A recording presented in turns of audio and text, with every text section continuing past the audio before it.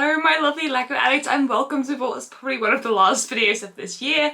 Lovely to have you here. I just kind of wanted to talk about what I want to accomplish next year because realistically last year I was still in my box room in the house, having just moved, everything was chaos, and here we are in like a whole room that I built to accommodate this.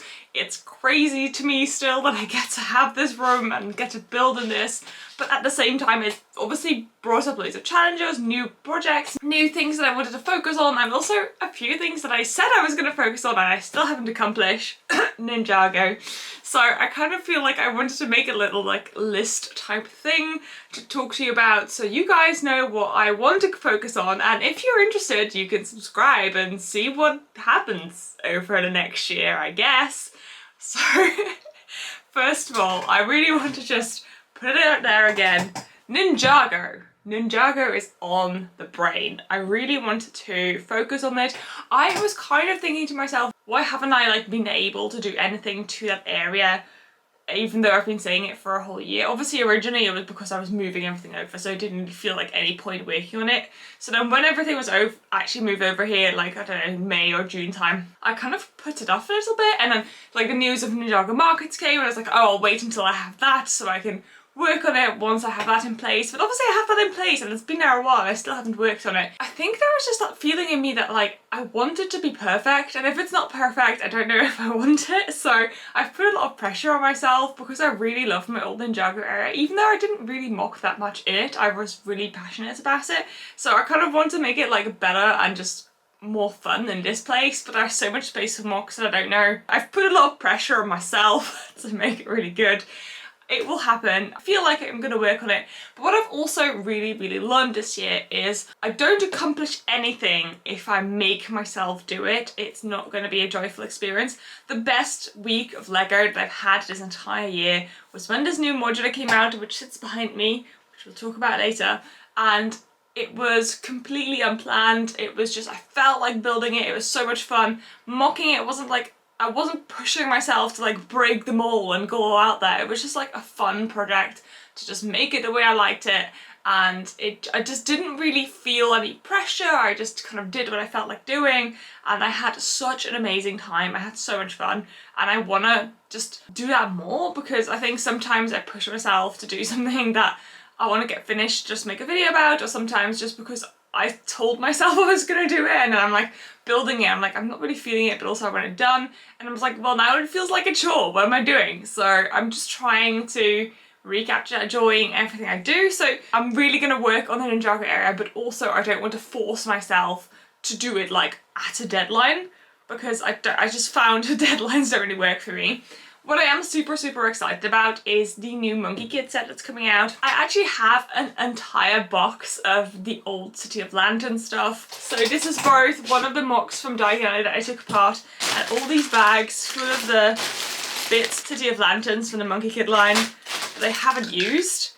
And I keep meaning to use them. They've been here ready to mock this entire time. But obviously we're getting a new expansion. I'm actually quite excited to kind of get my hands on that, and a bit like the modular, use that as a kickoff of excitement to create a mock, because obviously I don't want to put that set in the Ninjago area verbatim because I don't think it has the right vibe, but it has a lot of little elements that I want to incorporate, so I'm actually quite excited to maybe hopefully make like a Ninjago City style building. That would be fun. I may end up doing that. We will have to see where the fancy takes me.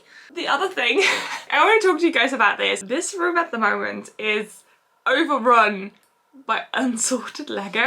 Stupidly, I decided I was going to buy a bulk lot of Lego because it was really cheap, and I was like, oh, that'd be great, it's such good value. And then I went to pick it up and it was like pretty good, but also like I literally took it from the person I was buying from and I held it in my hands and I was like, why did I do this? I don't like sorting Lego. Like nothing in that box of bulk parts was necessarily stuff that I was after anyway. It was just cheap. I was like, no, why am I doing this? And this needs to stop. Also, just a more abstract goal for next year is I would really like to be more mindful about the things that I purchase. I think it's been obvious over the last few years that, you know, Lego had this massive high in 2020 where everybody just like threw money at the hobby because, you know, we weren't spending on other things, but you know, life has gotten more expensive since more things are able to be done, like holidays and stuff like that. So there's more demands for our money, and I have less income just to be able to throw at Lego sets, and I feel like a lot of you are probably the same. So I just want to be really mindful of the things that I purchase, because also space is at a limit, and I think a lot of people probably feel the same being in their own Lego spaces of like, yeah, like there's a lot of really cool stuff going out, but also like I only have one room and it's getting full, so I need to be really sensible about what I'm buying. So I would like to kind of keep that philosophy at heart and just kind of be sensible about what I get, and really just double check with myself, like, do I really need this, or is this just a good deal? And I feel like I've gotten really quite good at that this year. I've talked about this a little bit previously, but I really feel like since I have this room and I purposely built it with the city as a focus, it's much easier for me to decide that I want to build things in my city, so I can justify purchases that are for that, or for one of the display shelves, which are super limited. But if they're not, it's much easier to go, no, that's fine, I don't need it, which is more difficult for content, but is more sensible for my wallet. The only exception being that stupid buckler that I bought. What was wrong with me? My next section is Harry Potter themed. Remember Harry Potter? Things I used to do on this channel, I know. So I kind of want to go back to Harry Potter a little bit, and I'm actually currently looking at my parts wall, but above that is my Harry Potter shelf, and I haven't really done anything to that. And one of my really big goals and kind of wishes for myself for next year is I would really like to basically make both Diagon Alley and Hogsmeade their own dioramas. And there's a really big plan for Diagon Alley because I want to build the Ministry of Making mocks, because they're stunning. I know he's working on the Florian and Fortescue and Weasley Wizard Weezer's shop as well, so he's basically updating all these buildings. I personally absolutely adore his mocks, and I just really want to build them so much. I haven't decided 100% yet if I'm getting rid of the original set in the sense of like breaking it down and I'm rebuilding his things instead, or if I'm building his buildings and like changing the function of them and putting them in my city, because I think that could be really fun too.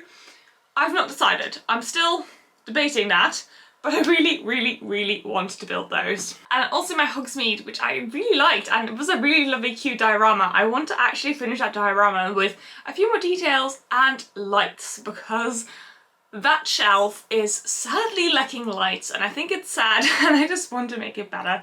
So there is a few things that I need to change first before I can do that. I need to actually get a USB connection up there, because that is one of the things, wow, spoiler alert, that I regret not doing when I built this room, is I didn't put a USB socket at the top shelf, so I can't really plug in my lights to the mains directly unless I feed like a USB extender up there, which is what I'm planning on doing, but I just need to take a few things out, drill through my shelves, feed the cable back up. Ta-da! It's a bit of faff, it creates dust, which is kind of not ideal in a room full of plastic bricks. But hey ho, like that's really just a goal, because I actually really love that shelf, and it's like, though my city is generally the focus in my videos, that shelf I see a lot, and I just want there to be lights because I think it would make for like a really big 3D wow effect, and I'm really excited for it. There's just a few Harry Potter mocks, like by Scarlet Patronus and people like that I really just want to finish and add to my Hogsmeade and just make that all come to life, and I'm actually super excited about it. So that is kind of my main goals for this year. Probably depending on what Lego is going to release, some things will change, but those are the things that I think would really just enhance this room. That was a bit of a chaotic list, but you know, at this point you're probably aware that my channel is a tad chaotic, so I just feel like I'm talking to you guys as friends, as fellow Lego addicts, so I just like to just chat to you about my thoughts. Just because probably the only people that are actually genuinely interested are here now, and everybody would have clicked off by now. I've actually also started prioritizing what sets I'm keeping in the city. I've actually started selling a few Lego sets because there's just a few things that I had that I was holding on to, but I kept not feeling had a place in my city. I've got a video coming about that because I think it's kind of not talked about very often, about what do you do when finding that like something that you have isn't really working for you anymore. So I'm kind of excited to chat to you guys about it. Yeah, that's basically it. Thank you so much for watching. Let me know what you're planning on doing with your Lego hobby next year. Is there anything big you're focusing on? Are you going to be focusing on MOCs completely? Are you changing it all up and refocusing on like a different niche of the hobby? A lot of people I know have gone away from sets and into MOCs, which is kind of exciting to see. Hopefully that means loads of new friends coming to like exhibitions and stuff. So yeah, I'm really excited for next year, guys, and I'm just super excited to take you along. That's all I have to say for today. Have a fantastic 2024. See you all soon. Bye. Howdo.